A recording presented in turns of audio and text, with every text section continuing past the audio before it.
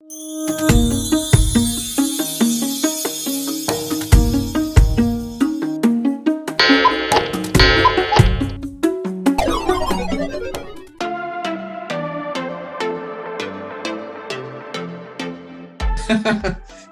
Perfect segue. Let's jump into the stat newsletter came out really late this month. And so it's almost the end of this month and we're getting into the next month. So let's catch ourselves up. This is huge. This is a huge market update. Okay. So I'll try to make this as efficient as possible, but it's going to take as long as it takes because wow. Okay. Ready for this? Median lease, $2,100. Average lease, $2,270. Average days on market, 24 days, still less than a month. Mm-hmm.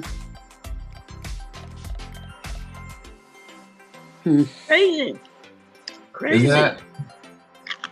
I think now the longer it hangs and the higher it's going above 2,000, that means even if it falls, it's still going to be hovering around $2,000 a month. I think the days of a $1,200 a month rental ever are gone. Yeah. Unless it's a warranted $1,200 a month compared to this average price point. What do you think? And if you look at the numbers, okay, our closed rental numbers are coming up in MLS.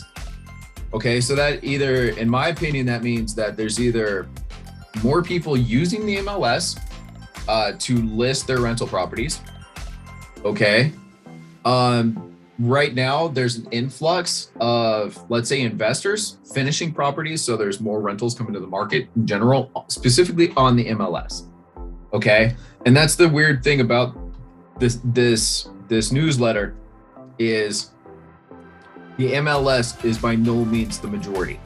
Apartments.com, rent.com, you name it. There's so many places out there. Craigslist is still huge when it comes to rental properties. You know what I mean? So this is just a small proportion of the rentals available in Maricopa County. Very small portion. Yeah. So that being said, okay, if you notice January, okay, 2021, 1612, and this year, 1513. So a definite drop, right? And you see that was basically the same for several years as a whole, okay? And then you get to February, right? You have that drop, but then boom, in this February, it bumped up significantly, okay, by 300. Okay, that is almost 20% right there. Okay, and now look at March. It went from 1687 to 1916. Again, it's just under a 300, which means that's about a 10-ish% jump or so, less than. Okay, so it is over 10%. Sorry, forgive me. It's Monday morning. My math is still kicking in for the week. What would cause, let's just round it off saying a 10% plus jump in rentals, specifically in the MLS 2 months straight? A 10% jump for 2 months More straight? than 10% jump. You've seen a steady decline in activity in the MLS for, let's call it 8 years straight. Okay. And now all of a sudden 2 months in a row. And like we said, remember, we called it 2 months ago. We saw this little whoop, little flip flop, and we called it, right? So why? Isn't that crazy?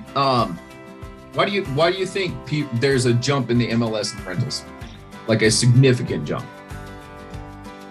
Well, one of the things is higher pricing, and people that are working higher priced homes are working with a realtor. They just are. Mm-hmm. They just are. I mean, I didn't get any calls on any of the Arrowhead properties from just individual people that were out there floundering around looking for rentals. They were working with a realtor, and their realtor called and made the appointment. So I think that's part of it. I think when you're dealing with $1,000 rentals or $800 rentals, people are kind of trying to find that themselves, They're Yeah. looking on Craigslist. They're looking on, but I think when you have a higher priced rentals, and nicer rentals, because most of these places have been flipped. A lot of these places have been flipped. So nicer and higher priced, yeah, they're working with a rental. They're working with a rental agent. They don't want to do that legwork themselves. They want somebody to do it for them. Okay. All right. And that's one. And the other thing is, like I found out with Dorothy's, our MLS doesn't propagate to Zillow anymore because Zillow's their own brokerage. Yep. So if you want to have a place on Zillow, you got to pay and you got to put it on. And the little more about Zillow is that's what, we did with Dorothy, and everything I got from Zillow was awful. I mean, the applications were terrible. And we're talking about a $3,300 home and people with a $500 credit score. Okay. So, cause this is just crazy. Cause look, if you're looking at this, if you're able to see the screen, the last time there was this much activity in the MLS in a February was 2018. And for March, the last time there was this much activity was also 2018. So you're seeing the most activity basically in over the last 4 years plus.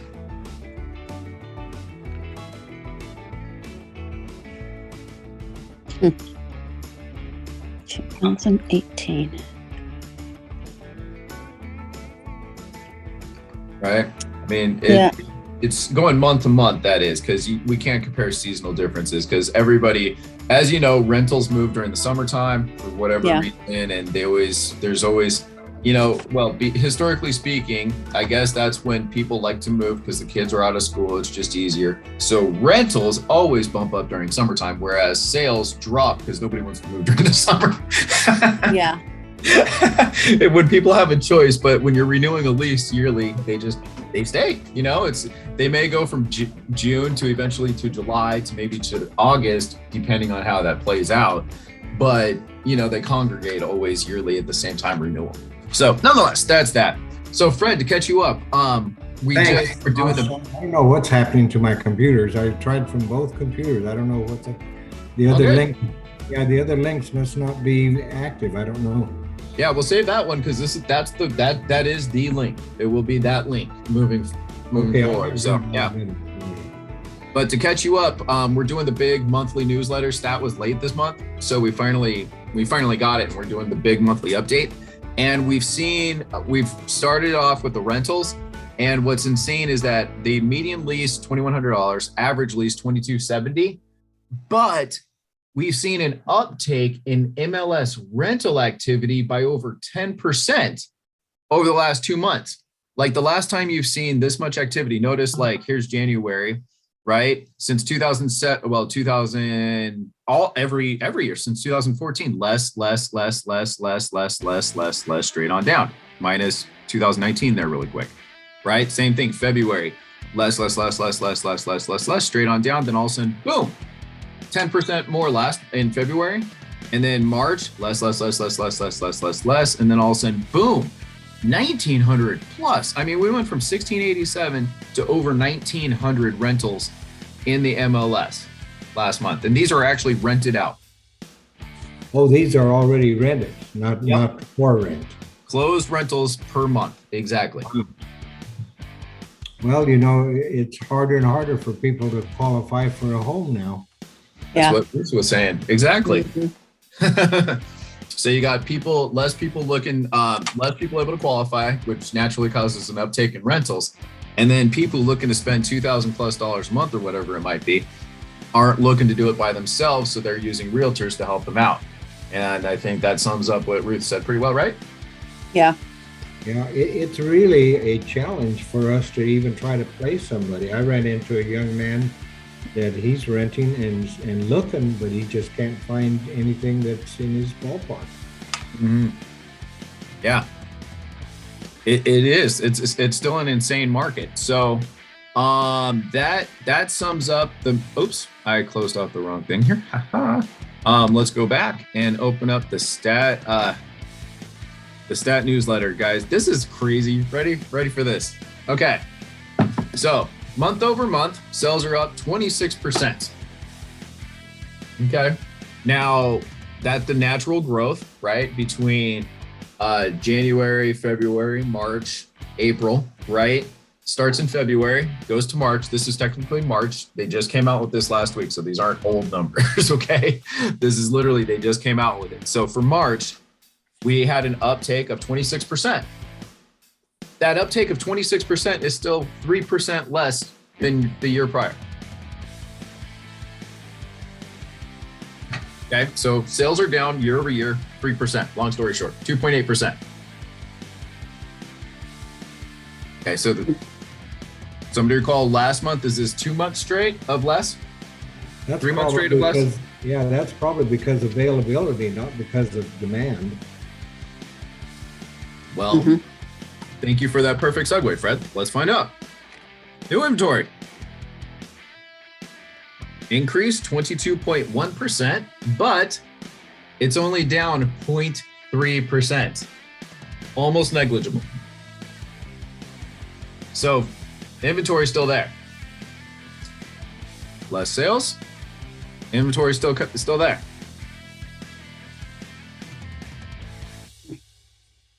Thoughts before we get to the next one?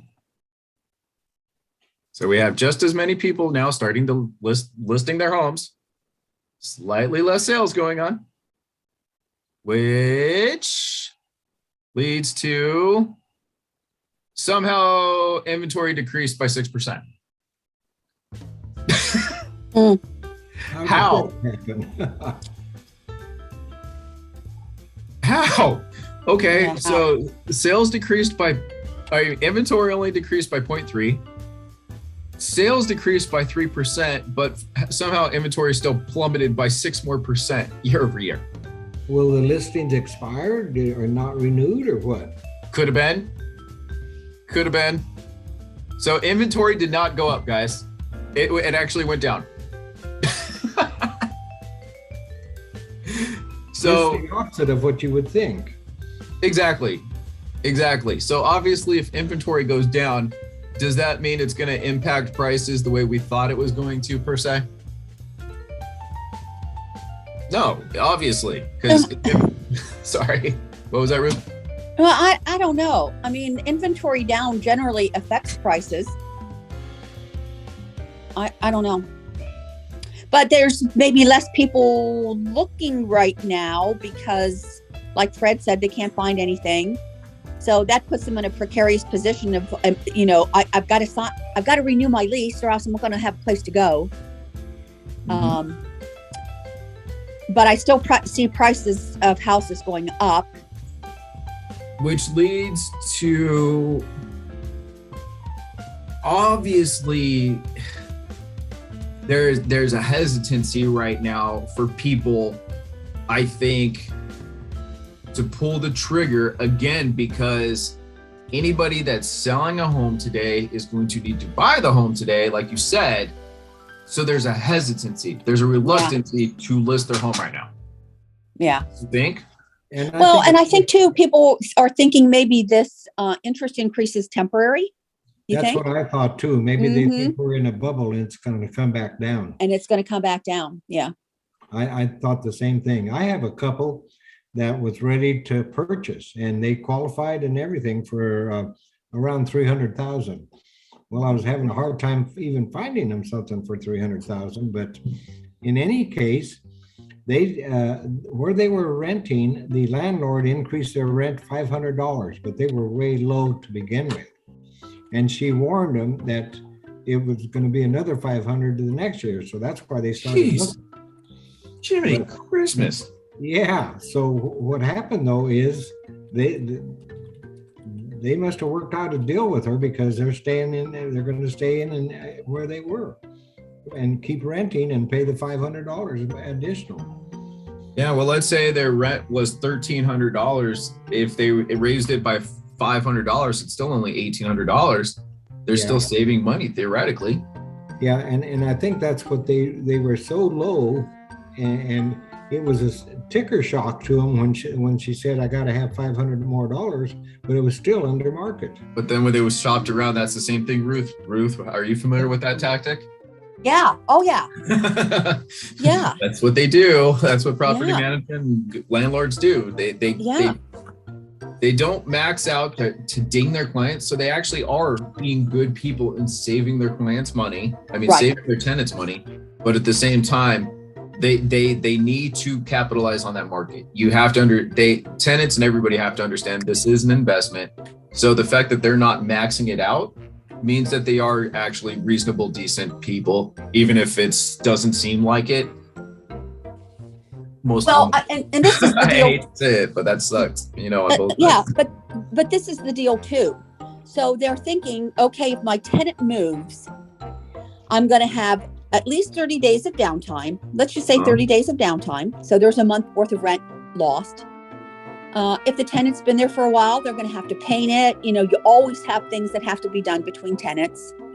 So they're thinking, well, like for us, because we only charge a renewal fee, but we charge a commission if they have to go back out on the market. So all those ones you see in the MLS are charging a commission. So if they don't have to pay a commission, if they don't have to have any downtime for rents, then they may as well raise their tenant, but not raise them to the point where they'll actually move out, because it's probably to their advantage to do that. But a lot of this stuff coming on the market is new flips, so they don't have to deal with that. So, you know, it's a little different when you're renewing a tenant versus putting it right, you know, a new property back out on the market. Yeah, I don't know the full story of my situation, but when I talked to the owner, I finally talked to her. She lived in California, and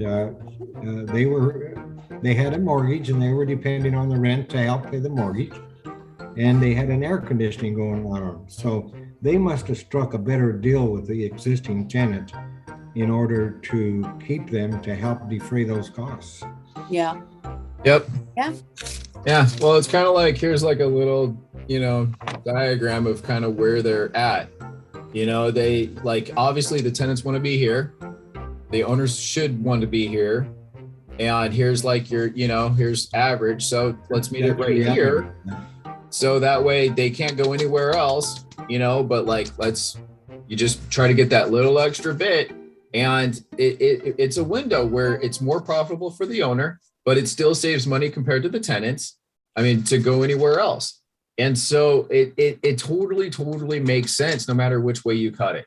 Because it is I guess you'd say it's a proverbial win-win for everybody, you know? So yeah, but I agree.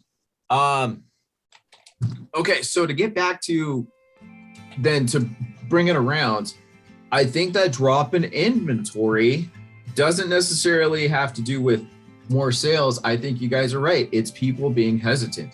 I'd be worried about waiting too, because you could always refi later if they go back down. But right now, they're still forecasting another increase. Yeah. So I don't know, man. I don't know, but it's hard because with where is it? Inventory. Okay, 9,600. So total inventory 8,400. Well, here you go. So here's the breakdown, and this is what's insane. Okay, we have not seen this. I wish I had more time to do research to figure out the last time we're going to see this next screen. Okay, so according to them, 4,742 actives. Okay, so 41% are under contract, or I mean, basically 45% are essentially under contract or, you know, accepting backup offers. Okay, so literally that means 47, 42. Okay, that is how much lower than what we've been seeing for the last several months.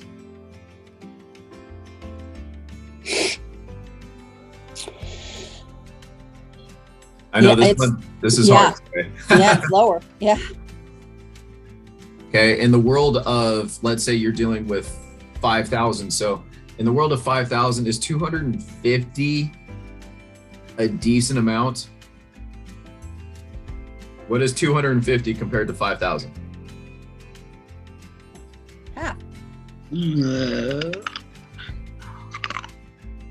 5%. Yeah. Okay. It's half. Yeah.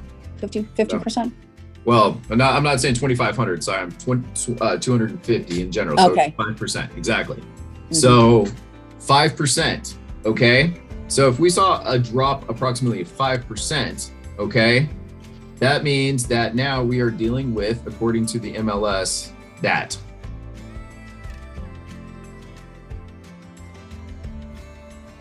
Okay. Yeah. Now, we've always complained about this number. Why? Pretty low. They're taking this whole thing essentially. Okay, so if we're actually dealing with month supply, okay, 4,742. Sorry, I'm all over the place here. Okay, where's my numbers? Up here, there we go. Sales. Okay, 9,527. So what's the actual number? Okay, so does somebody have a calculator nearby? Yeah, I do. Take 4,742. Okay. And divide that by 9,527. Oops. Would help if you turned it on. 4742 divided by 90, what? 9,527. 27. Okay. 0.4977. So basically 0.50. So how that says we have less than a month supply. Mhm. Yours says we have how much less than a month supply? 50% less than a month's supply. We have 2 weeks supply. Yeah, we do. That's 2 weeks. exactly right. Yeah, we have half. Yeah. Now that may change. It'll be interesting to see the figures next month. Yep.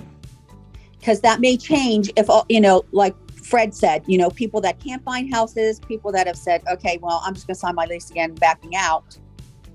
And the other thing that might change the rental market is once all these housing projects that are being built right now, or all these rental, everywhere you go, there's apartments being built.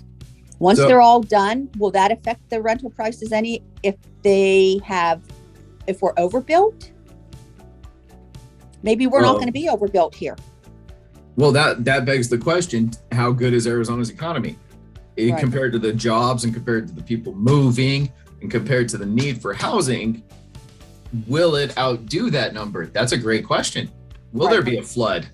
Based on our economy, is there even enough to be a flood based on our housing shortages? And I know that was repetitive, but that's a good question.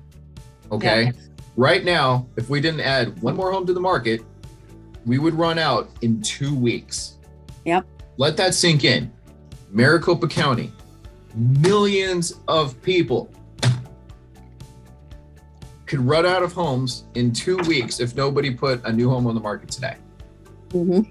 Okay, there should be a 3 to 4 month supply in a regular market. Yep. Okay, so right now we have rising interest rates. Okay, we have fear amongst sellers of lack of supply because where am I going to go? Okay, you have the fact that we're entering the warmer season. Okay, so in your opinion, because this is for March, technically speaking, okay, so we have April and May.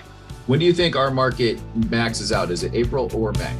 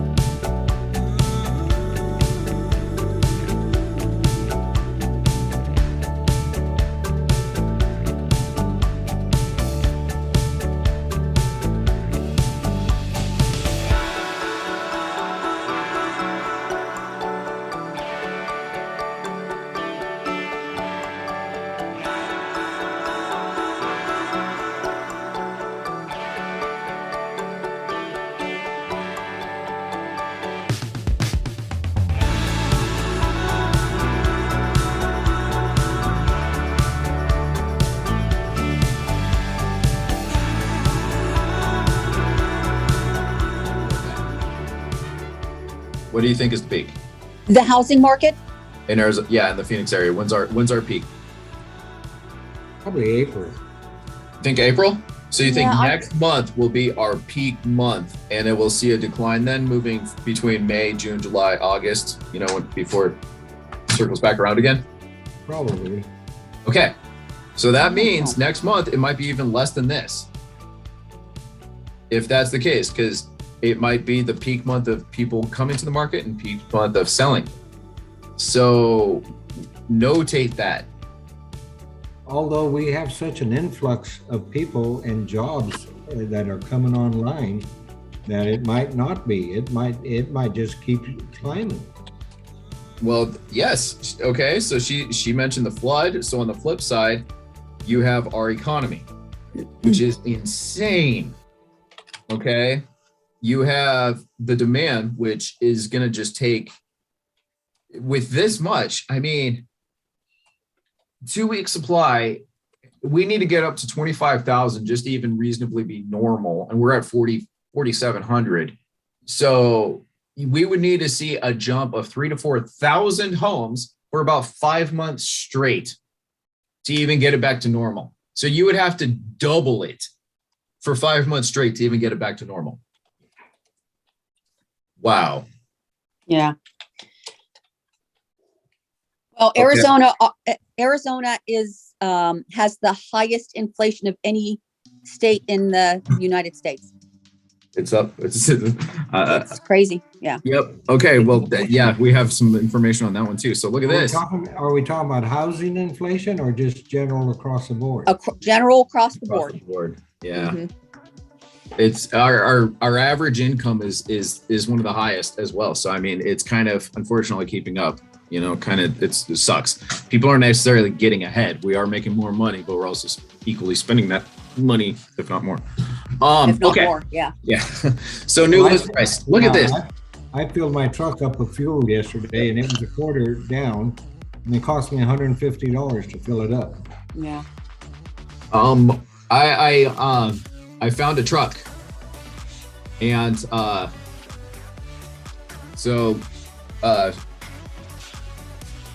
Oh, look at that! yeah, Toyota Tundra, but it's I got a really, really good deal on it. So, saving money. I'm saving money. I save money on the purchase. I'm saving money on insurance. And then I just dawned on me that how much more money I'm spending on gas. Yep. Oh, yeah. My last car had 30 miles to the gallon, and it took Supreme, like the expensive. So, but this is more. This is What more. did you buy? What did you get? A Toyota Tundra. Oh, okay. So anyway, yeah, I'm about to experience my first fill up, Fred. So, all right. Well, okay. So check this out. New list price. All right. And this is the disparity. And this is why we go off of median, not average. Okay. Look at your average list price. $614,000. Mm-hmm. All right. I guarantee your average Arizonan is not looking for a home $614,000. No. Okay, so your median Arizonan is looking for a home $470,000 or so. Right now they're trying to keep it in the 400s. If you could find a 300, woo! But most of them, would you agree? Most of your people are trying to keep it 400,000 or less. In the 400s or less. Yeah, very few in the 300 mark. Yeah. Right. So if the average and median list prices are 470 and 614, what's your prediction on median sales prices? One of my favorite questions is, what do you think the disparity is between your average, okay, not median, throw the median, the one we like, throw that one out the window for right now, because this is just hilarious, okay? This shows how I hate to say it, but delusional a lot of sellers are right now, okay? Mm-hmm. So average, okay, so pay attention. You got your average, 614, median, 470. Okay, so what do we think? Sales, average. Oh, I think I saw it somewhere the other day. It's about 411 or something like that. The median sale price in Phoenix now, 415 maybe. Median, you're saying is sales price is 411. Okay, what do you think the average is? And keep in mind that's the crazy number. So if the average is 614, what do you think the average sales price is?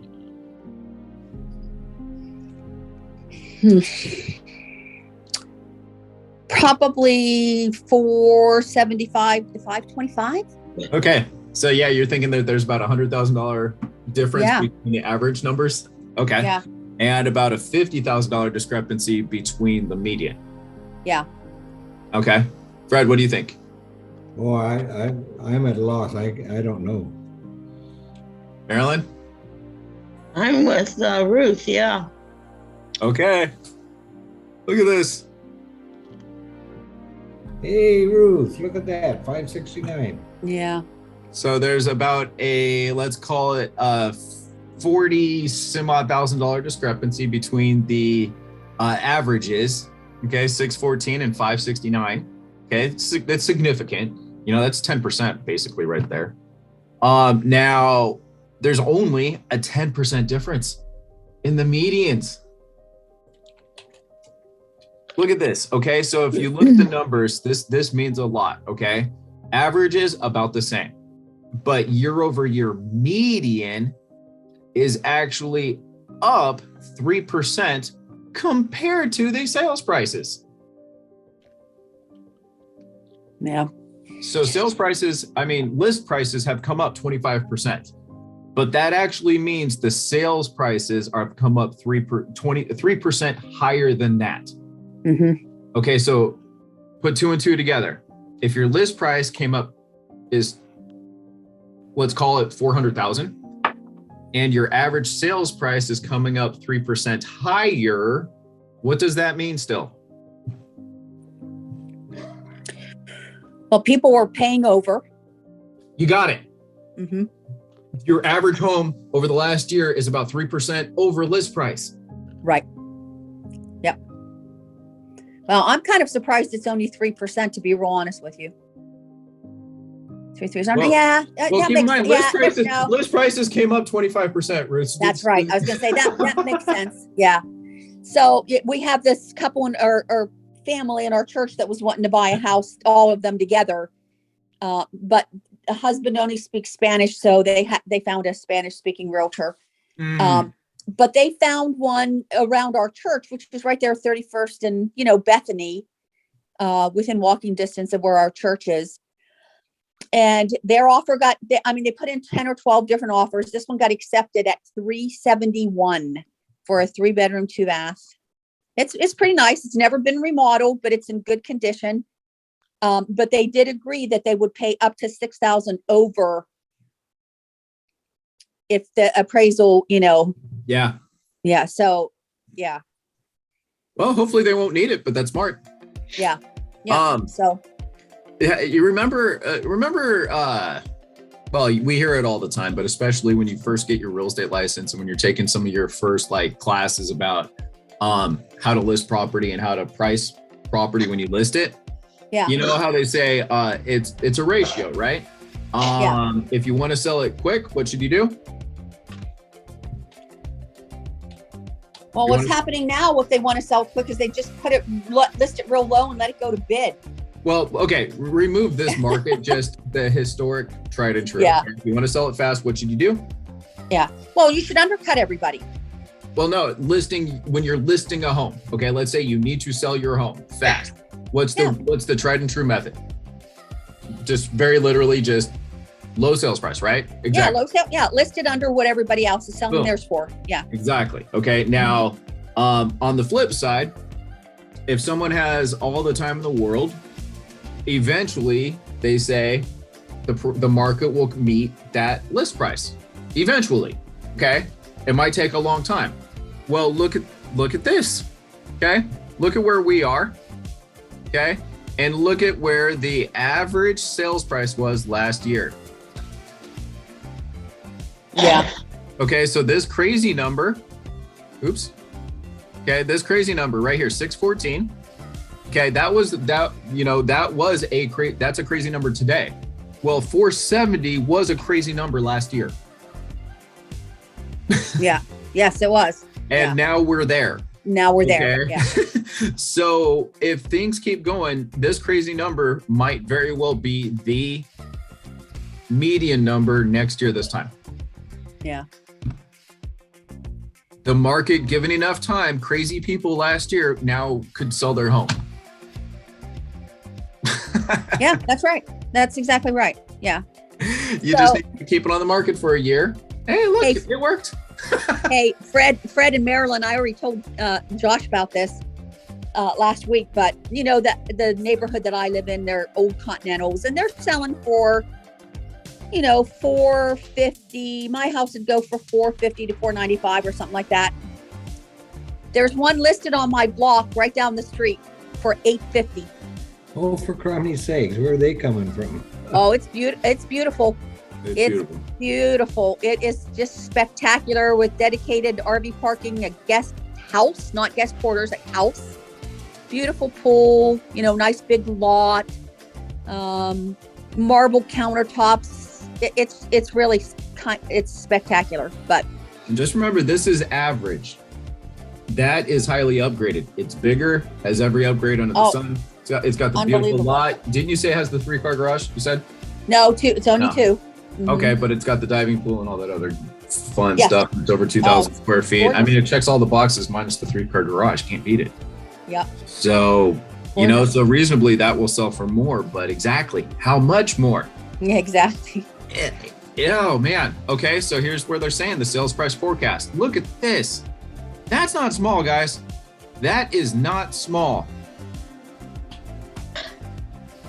Okay, they're expecting a 2% increase this month. Wow. Well, like I said, it'll be interesting to see. It'll be interesting to see the numbers next month because of the interest rate increases. Yeah, a lot of buyers are struggling to make the old numbers. How are they ever going to try to make these new numbers? All right. Oh, that comes back to this. Total inventory is not. That's this. So let's go back to our normal here. Oops, forgive me, guys. That's why rentals are such in high demand. Yeah, that's right. Yep. We could see how it kind of everything's related, Okay, so here we go. Okay, so according to this, active 6940. Okay, so they're saying 8492.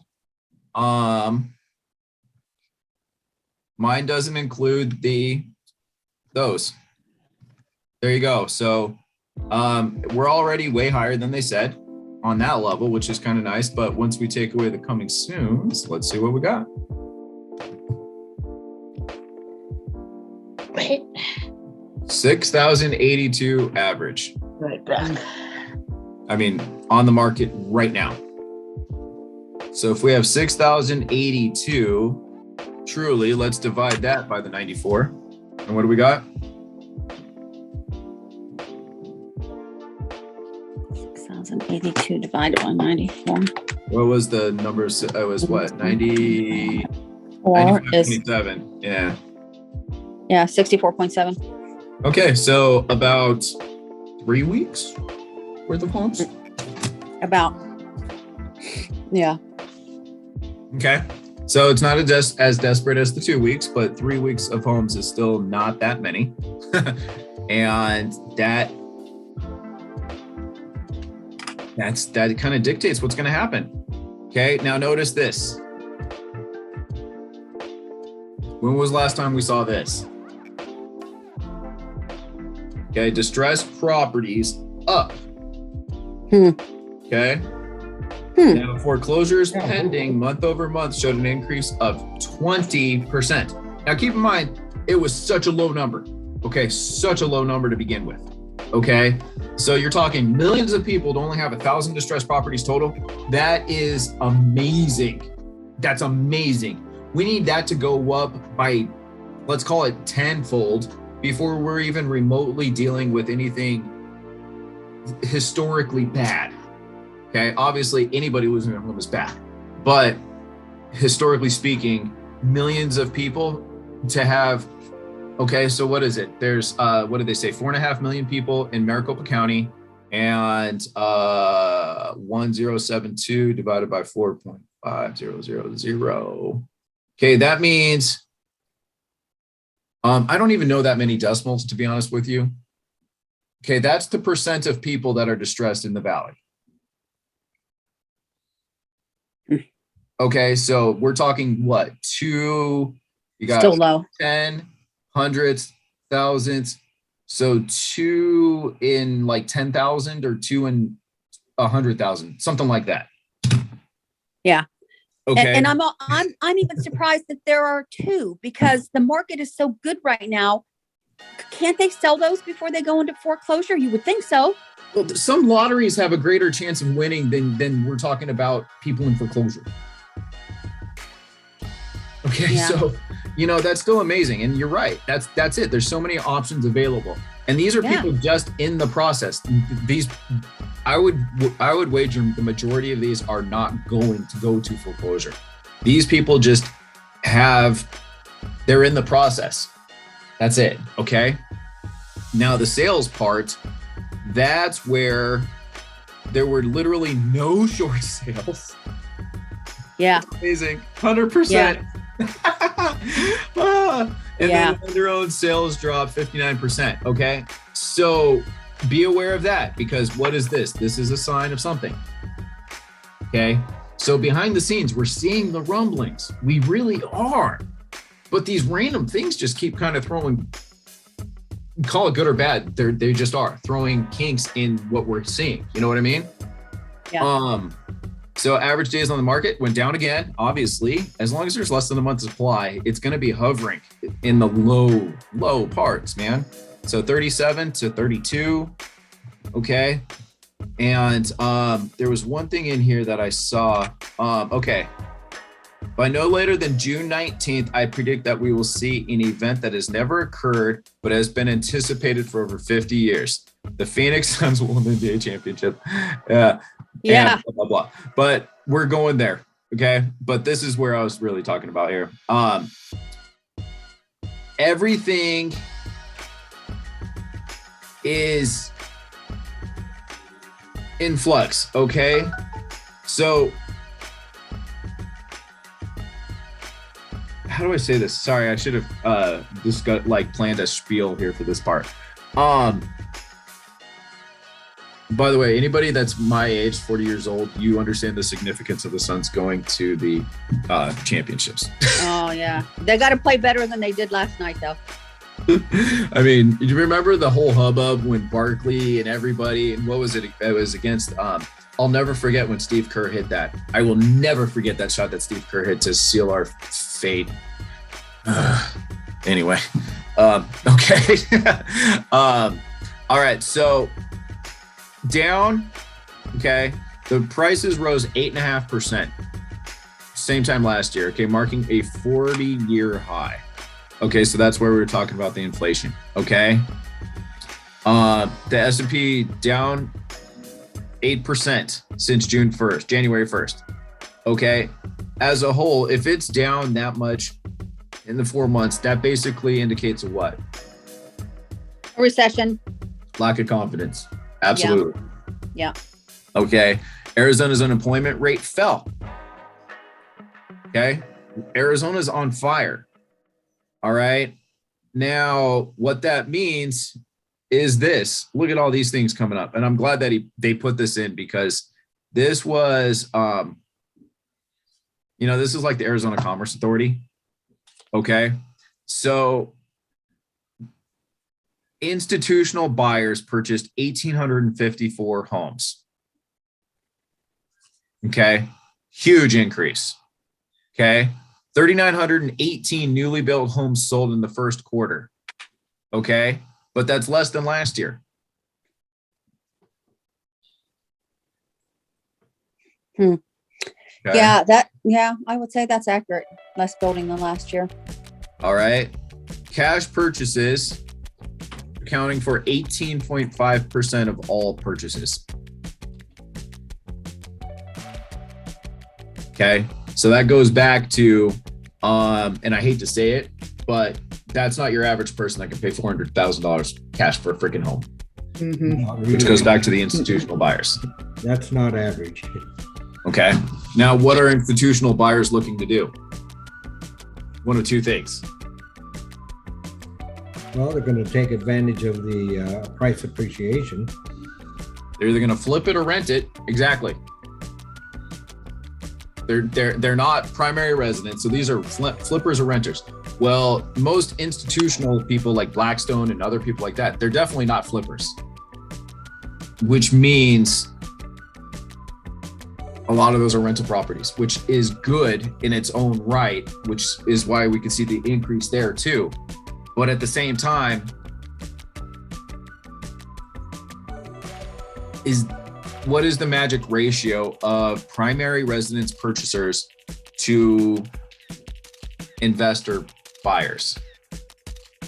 Because are they taking away the homes from the primary residence people, and therefore perpetuating a cycle of needing to rent? Sure. Yeah, I think so.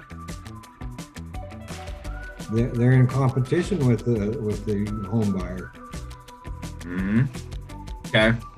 So we were talking about the monthly payments, Maryland last month, and we've been running the numbers. Well, here you go. Okay. So where is it? The median mortgage, as reported public records, Maricopa County for the first quarter, 2021, $310,266. Okay, 3% interest. Okay. So payments for the median price mortgage, $786 for interest. Okay. Now the median mortgage, as reported public records, Maricopa County, first quarter 2022, $388,000. Average interest, and this is just interest, $1,131.67. Right. Okay. That is a 40% increase, 30+% increase. Let's just say that.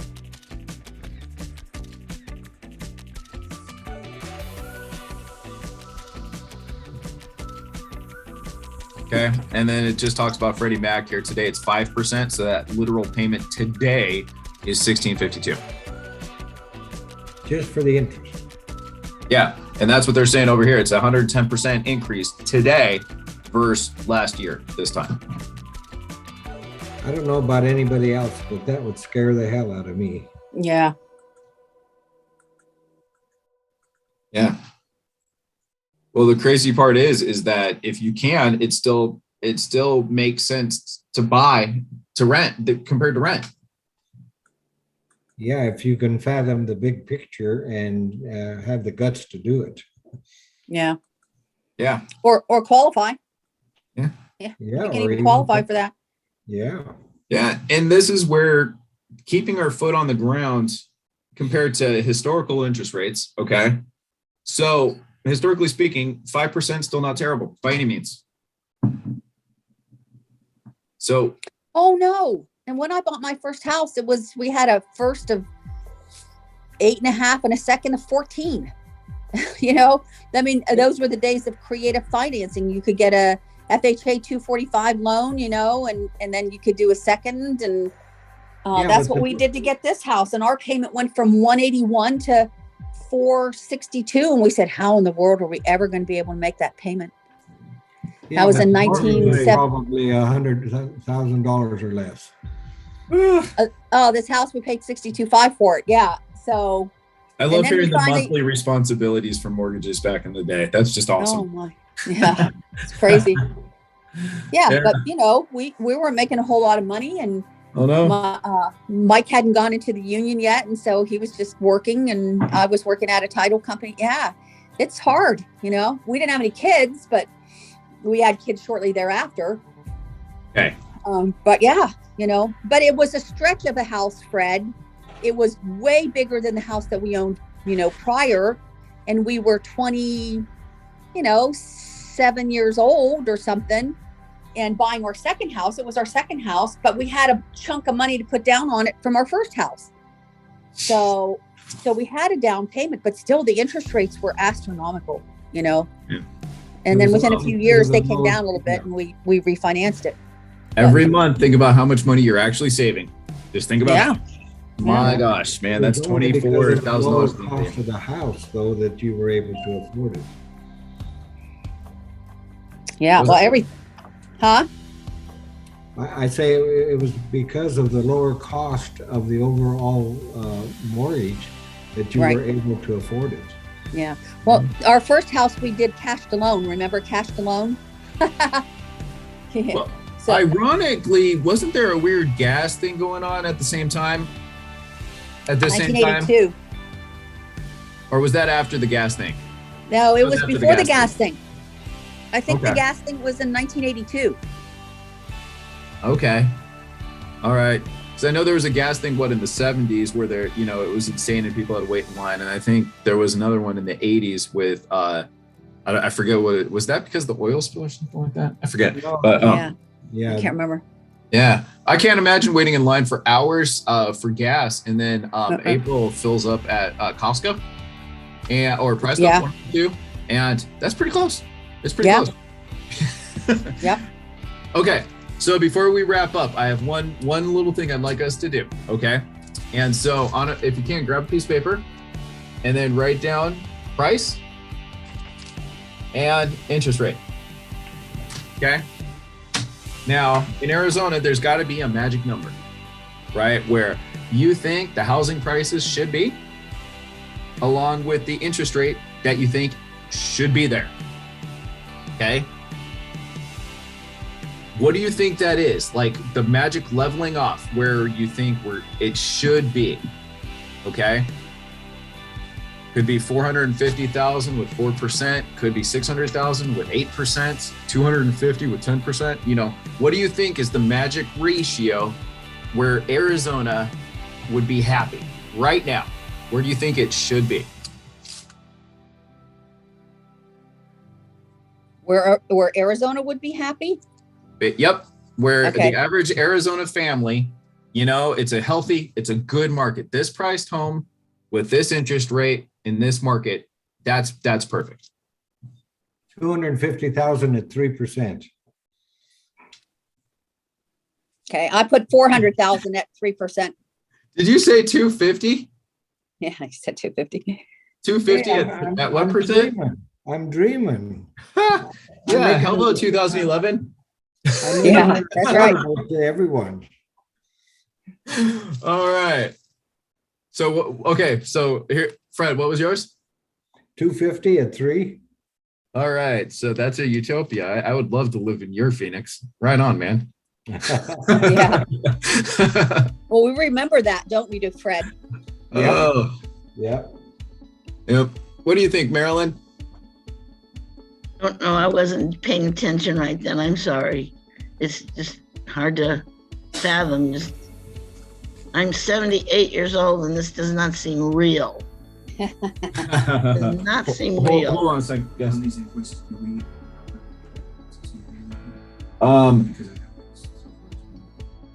Please try to. Yeah, because they still charge us. It's less than QuickBooks, but they still charge us. Okay. Awesome, man. Thank you. Okay. Okay. So sorry, I got totally lost my train of thought there. Right now in Phoenix, we have where we think it should be. So what do you think the average priced home should be here in Phoenix today with what interest rate? What do you think? I put 410 with 3%. 410, 3%. I like that. Mhm. I like that. What do you think, Marilyn? The average Arizona family, what do you think the average priced home should be with what interest rate? By 450. 450? Yeah. And I think 5% is fair to be realistic. That Gee. is fair. Yeah, My it is. My first house cost me 9%. Yeah. That's what we were just saying. Yeah. Okay, so that's basically here because right here, March 22nd, the average mortgage was $396, $537 total. Okay. And at 5%. So that means the average mortgage, it would be 1652.23. That's the monthly payment. And that's just the interest cost. So that's not the full payment, taxes, HOA. Yeah, insurance and stuff. Yeah. Okay, so I said 425 and what did I say? 3.5%. Yep. So 425, 3.5%. So I think we're a little bit beyond what the average Arizona can handle. Family. I honestly think we are just a little bit. I'm gonna get all your buyers with my figures. Yeah, no kidding. You're like a fun Midwestern place right now, like a cute Midwestern town. I would love to be there right now too. That would just be fun. All right, so today's meeting a little bit long. So as we typically do, we'll just wrap up with Arizona Commerce Authority. And this kind of goes along with what we were saying. I mean, Arizona's on fire. It's awesome. Sendoso sending platform, whatever that might be, $40 million, 1,000 jobs coming to Phoenix.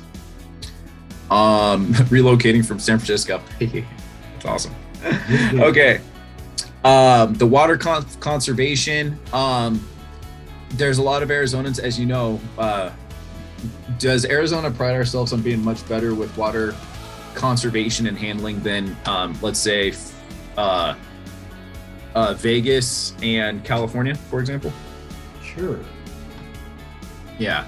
So we're pretty much leading the way with trying to lead water conservation, which again is a good sign for Arizona. Okay. This one, 150 employees next 3 years, another good one. Here we go. Okay. Arizona ranked in the top 10 for projected tech job growth in 2022. Arizona's number 2 for the rate of job growth over the next 10 years. And it's not like this was a small industry here in Arizona to begin with. I mean, Intel's had how big of a presence and whatnot forever. It's going to grow by 25%, they're saying. And then here you got Arizona. U of A is just exploding. So there you go. Another space exploration, advanced manufacturing, and imaging technology. I mean, Jiminy Christmas, 89,000 square feet. Huge. But can you believe that? We're number 2 and they're expecting it to grow by another 25%. I'm like Marilyn. I'm 86 years old and I can't fathom all this. I know. Not real. Man, this is a really, if you get a chance, read this article. I didn't mean to click on it to begin with, but it's really interesting how we always have to be careful, obviously. I'm reading this really interesting book. It's called The Wizard and the Prophet. And it's 2 varying degrees. And the 2 guys that actually take place in this book are from, I think, the 30s and the 40s, or I think that was their prime. And one was leading advocate that we have to be careful, right? We have to be careful with population. We have to be careful with food sources. We have to be careful with what we do and control these things to make sure they don't get out of hand. And those are the prophets. The wizards, on the other hand, say we'll be able to develop our way out of things. Think about like solar technology. 30 years ago, it was crap. I mean, it was around, but it sucked. Now today, it's huge, right? Think about the progression in electric vehicles. That's that progression. And so what is the solution for the future? Is it a matter of being careful and truly minimizing our way? For example, population growth. That was one of their biggest fears, was that at the rate of population growth, we will run out of resources no matter which way you cut it, because so many people are just going to be here, Yeah. On the flip side, other people will be like, don't worry about it. With how we're developing, we'll be able to keep up. We'll find solutions, so what is the solution? It's such a cool book. What do you think? Yeah. I think one of the biggest issues, and Mike and I watched a program on that this weekend, is going to be water. Yeah. Here in the valley, because the Colorado River is so low right now. I don't know. Maybe they'll find solutions, but how do you find solutions for water? Yeah, and a lot of our water comes from Colorado, and I have relatives in Colorado. They are still not getting the snow accumulations that they have in prior years. That's the issue. Yeah. Yeah. To last year. So all the Colorado lakes are down. Well, I definitely think there's changes going on. Who was I talking to about this? Like, for example, the wind. Arizona has never been this windy. What do you guys think? I don't know. It's been pretty windy, but It's been really windy. I don't recall. This reminds me of California. Yeah. This isn't normal for Arizona. My allergies are just exploding. Oh my Lord. So, and it's going to be almost 100 degrees this week. Everybody get ready. It is going to be 100 degrees. I'm heading north. Nice, sir. You enjoyed it. Where are you going to be? Solo. Yeah. Nice. Wonder you're going to be right there with the family. Okay. Well, any last thoughts before we take off, guys? Oh, good. Gary. Well, this is going to be interesting. So next month, that's our prediction. We'll see what the numbers show, and I'm excited. This is historic, and I mean, think about it, like all three of you, because I think all of you are at 30 years plus holding your real estate license. This is my 14th year, and I know I got started right at the fall of the market. My very first listing turned into a short sale. So to see it come full circle and come back above, this is amazing. I can only imagine what you guys have witnessed, and exactly how far things have come, man, so embrace it. Embrace it for what it is. This is amazing.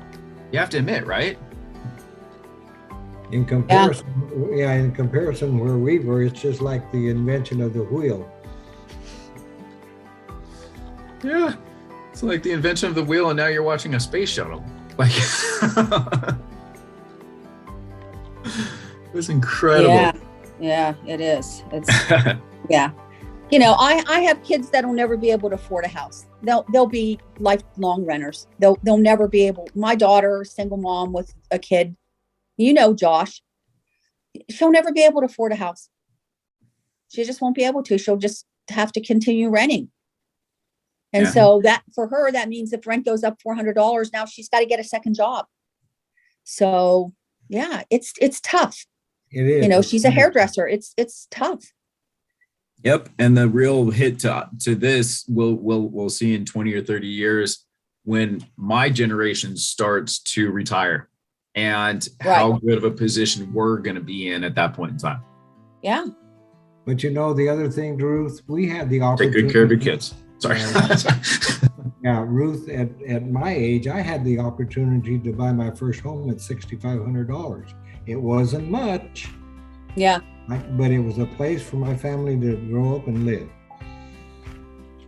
But in today's world, that kind of opportunity is gone. Of course, I lived in a rural community in Albuquerque, lived in an old farmhouse, but we made it work. Right. And I think that our younger generation is going to have to settle for less than what is being offered. Yeah. If they can find less, in their price range is going to be the issue. Entry level is going to be entry level. Got to be willing to suck it up somehow. Yeah. What do you call entry level today? Yeah. Yeah, that's right. It's going to be and that entry level is going to get smaller and smaller. That entry level is going to be a 350 square foot studio somewhere, you know, or somebody's just something, you know, it's going to be, I can't even describe it. You also have those small communities that are built, you know, building those tiny houses, you know, on purpose. Yeah. Yep. There's a big bunch of those on Indian School and about east of 107th Avenue, and they were on the south side of the street. Now, I noticed when we came down there from Avondale yesterday, they're building on the north side of the street as well, and they are tiny little houses. Yeah, they're 91st. Nice, huh? 91st and Indian School has a big corner of them too. Yeah, they're nice communities. You know, they have a little pool and stuff, but I don't know how much they are. I haven't checked to see how much they're selling for. 1,500 to 1,900, 600 square feet. And they're rentals? Yes, only. They're only rentals. 1,500 to 1,900 for 900 square feet. Yeah, the bigger ones are 1,800. You know, there are some opportunities out there. I was researching some properties up around Whitman. Everybody know where Whitman is? Absolutely. Yeah, I've shown out there. Yeah. Yep. Yeah, there's some properties under 35, 40,000. And I don't know if that's just the land, but younger people are going to have to think, well, maybe I can get a modular mobile home on there for something I can afford, you know? Yeah. Nothing wrong with that. Nothing wrong with that whatsoever. Same thing. I mean, Black Canyon City, like my parents are selling homes in Black Canyon City for $400,000 right now. Oh, I know. It's insane. So yeah, your suburbs, or you suburbs / rural areas, I guess sometimes they're going to be the same, are getting further and further out. Whitman, and then what's just beyond Whitman? Not Jonestown. Wickenburg, Kingman. Yeah, Whitman, Morristown, Wickenburg, right? Wickenburg. Yeah. So like Morristown is going to be the new Whitman, you know, where it's going to be the next most affordable place. And then I'm anxious to see down south where I-10 is, because as you head out west, because as Bill Gates's community and all of them are getting more and more growth and developing, that's not going to get any cheaper. Oh yeah, Verado out there has brought everything up. Yeah. You used to be able to go to Goodyear and get a nice house for cheaper, and not so much anymore. Mm-mm. Yeah, so they're just going to have to settle for way less than what they are used to. Yeah. Well, remember, like, what was if you go back to the 1960s, the average size home was if you had a 2-bedroom, 1-bath, that was kind of normal. If you had a nice home, it was a 3-bedroom, 1-bath, potentially 2, and you were a baller at that point in time. Yeah. And you know, what was it? 1,400 square feet, maybe? Yeah, maybe. You know, and that was your average home. So it wasn't until 2005 and 2008 when people really got gluttonous and wanted those 4,000 square foot homes, truly, you know. So it makes sense we're going to have to reel it back in. 2 people don't need 4,000 square feet. No, they don't. Yeah. So yeah, anyway, all right, thank you so much for your time, everybody. I really appreciate it. Today was awesome. So thank you. Okay, talk to y'all later. Everybody have a good day. Bye. Bye.